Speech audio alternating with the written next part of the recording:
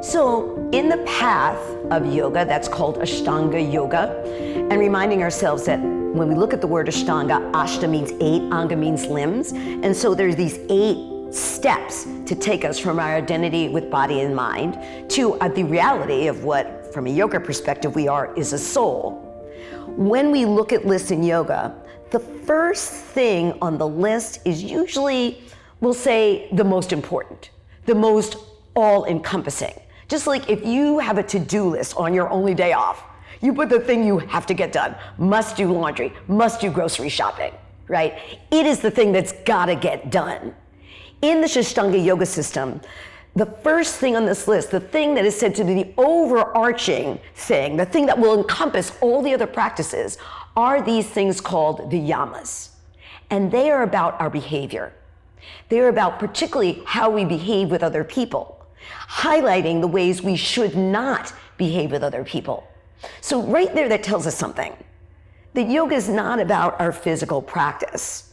And it even isn't, it is about the physical practice, but the physical practice is only an aid to get us to where we want to be. And that the first thing, philosophically, from yoga is to look at our behaviors. And so there are these 5 yamas. And the first of these yamas is called Ahimsa, nonviolence. So back to the aspect of a list. If I just said that there's these 8 things on this list, and that the yamas, how we don't want to behave, is the biggest overarching principle, that would mean then that the first thing on that list would be the biggest. The first thing on the list in yoga philosophy has a really cute nickname. It's called the elephant's footprint. Because remember, yoga comes from India, so elephants are a thing, right? So that an elephant's footprint is quite big. And when it goes down, it covers up the footprints of all the other little animals, so it encompasses it. So the first thing on the list in a yoga philosophy is often called the elephant's footprint. So that would be the yamas. But then this first thing on the yamas, ahimsa, is the first thing of the first thing. So I often call it the elephant's footprint of the elephant's footprint. And ahimsa means non-violence. Now, I don't know who's listening to this at the moment, but I bet if I were to say, hey, Mary, did you kick somebody in the stomach today? You'd probably say, no. Then I would say, yes, you've achieved ahimsa, you've achieved non-violence. Yes, and. Violence is not that easy to say that we've either achieved it or not achieved it.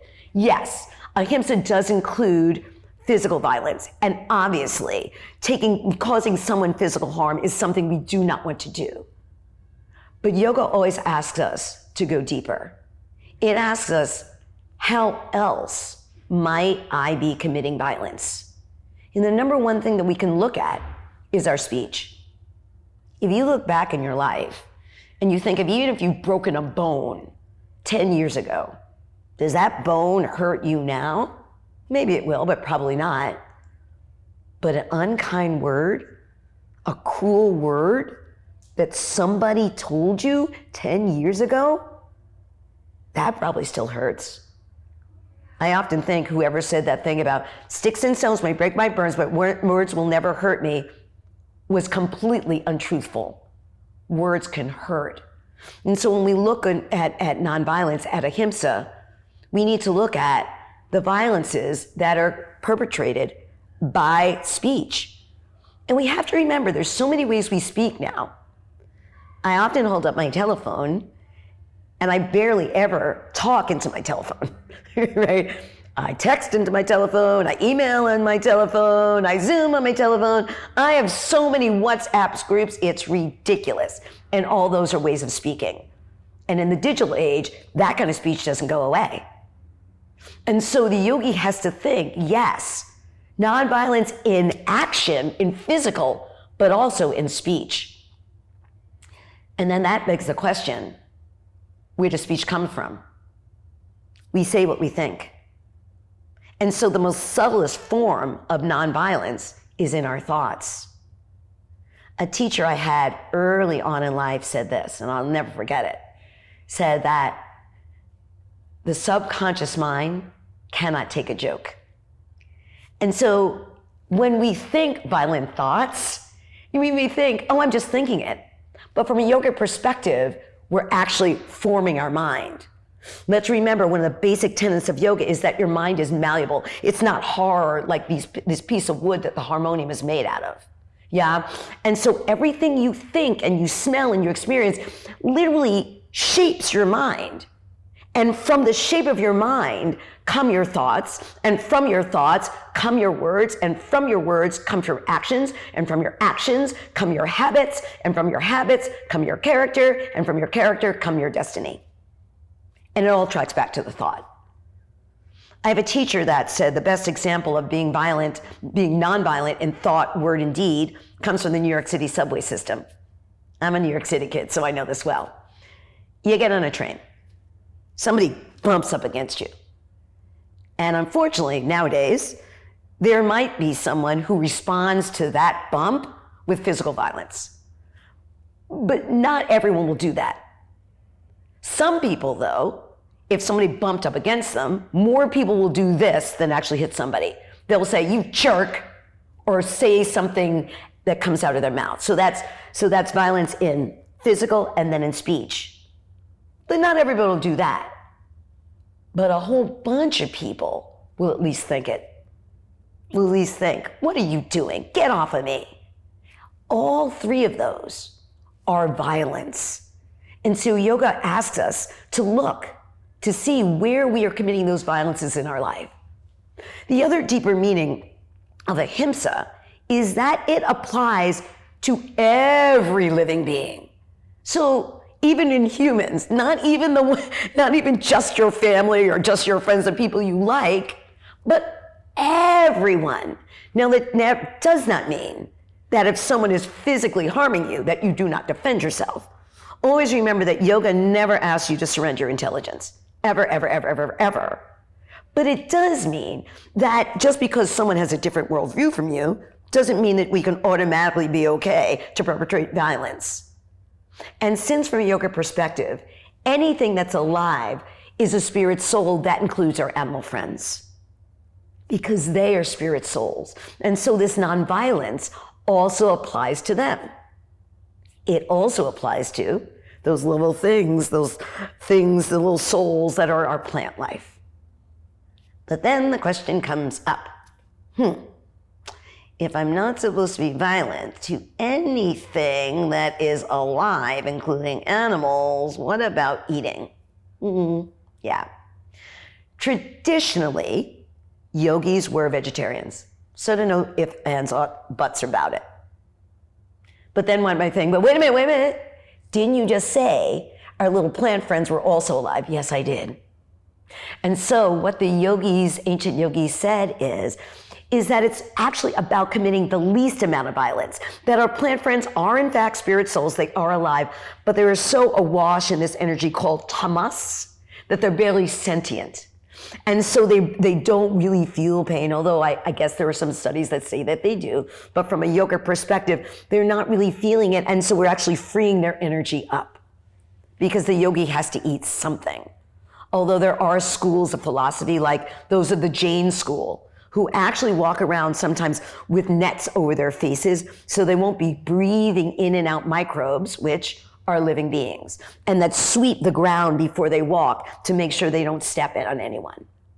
But what ahimsa means, very traditionally, it meant nonviolence to all living beings, and yes, vegetarianism, but to try to really inflict as little violence as one possibly can. We talk about now leaving a small carbon footprint. Ahimsa is leaving a small violence footprint. Because unfortunately, in our lives, even accidentally, we may commit violence. I may say something as a joke.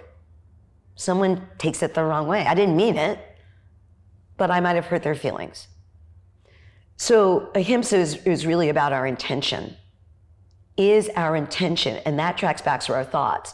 What is our intention? And if our intention is to live a life where I'm doing as little harm as I possibly can, then we'll have hit the mark in terms of ahimsa.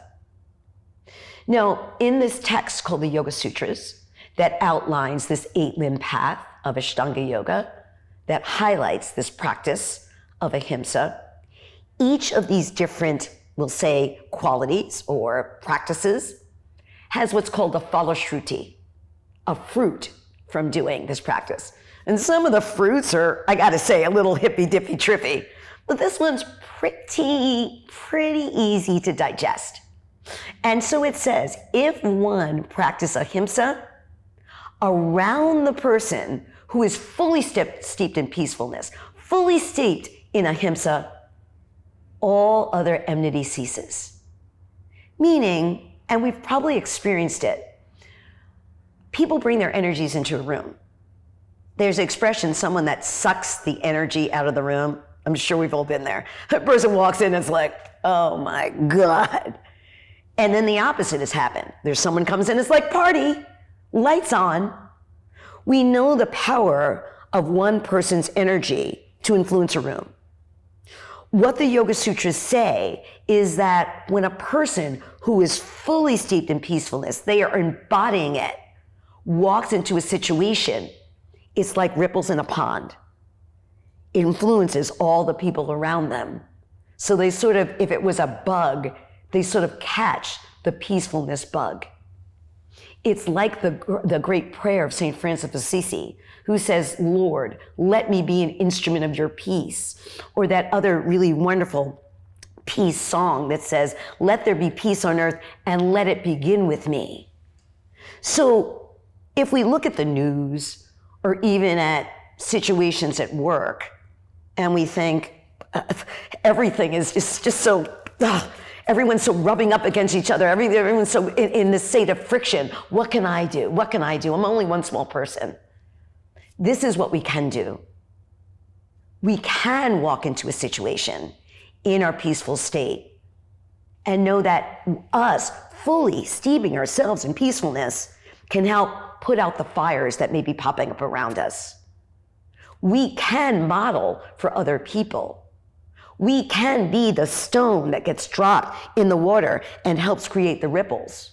Even if it's just one person in that situation, we can help calm things down. And so that is how we can actually bring Ahimsa into our daily lives. To know that we don't have to get into the violence, whether it be in physical, in thought and word. We can walk a peaceful path. And when we do, there's always going to be at least someone, a little bit, that will see it. And it'll sort of spread to them. And just like the ripples, we can really make a difference. And so that's Ahimsa. Remembering it is the first thing on this list about what yoga philosophy really is. And it's something we can do every day, right where we are. It's a lot easier to do than standing in your head in lotus position if you do the physical practice. So consider today, how can I bring peacefulness into my world? Ahimsa. Thanks for listening.